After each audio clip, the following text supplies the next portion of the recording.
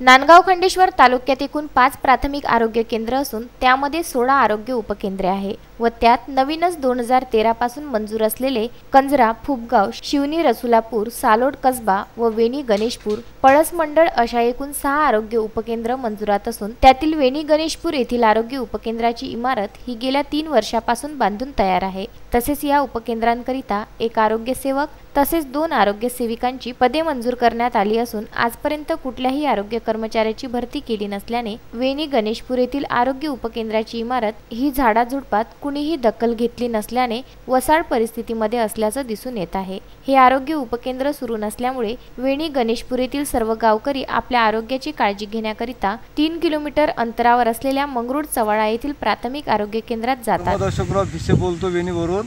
हे सरकारी दवाखान्याची स्थिती पहा बरं। कोणी 4 वर्ष झाली या दवाखान्या बांधायला, इथे कोणता कर्मचारी नाही, काही नाही का। हे सरकारने फक्त असं उभे करून ठेवायचे ठोटांग आहे का फक्त सरकारपाशी? काहीतरी याच्यासाठी करावं लागेल ना सरकारला। इथं स्टॉप द्यावा लागेल। 4 वर्षापासून आज स्थिती पहा बरं। याची काचं फोडलेले आहे सर्व। जर दरवाजे पहा, त्याच्या गाद्या पहा, त्या सिस्टर बेड पहा कसे केलेले आहे, काय अशी स्थिती। तर आम्हाला हा दवाखाना जसा झाला याचा काही लाभ मिळून नाही राहिला। आमच्या सर्व गावकऱ्यांना वेणी गणेशपूरमधून मंगरुळ चवाळ्याला जावं लागते।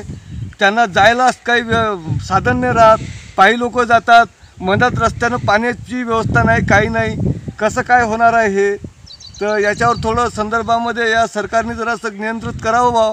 शिरपतराव ढोके, गाव वेणी गणेशपूर। हा इथला दवाखाना आहे। 4-5 वर्ष झाले बांधकाम झालेलं आहे, पण हा सुरू नाही झाला आजपर्यंत। आता सध्या या रोगातली गरज आहे याची दवाखाना सुरू करण्याची। हे कसं चालू झालं पाहिजे, हे आरोग्य याच्या विभागाच्या इकडे काय अडचण आहे हे अजून हे नाही, त्यांना सुरू करण्यात यावं।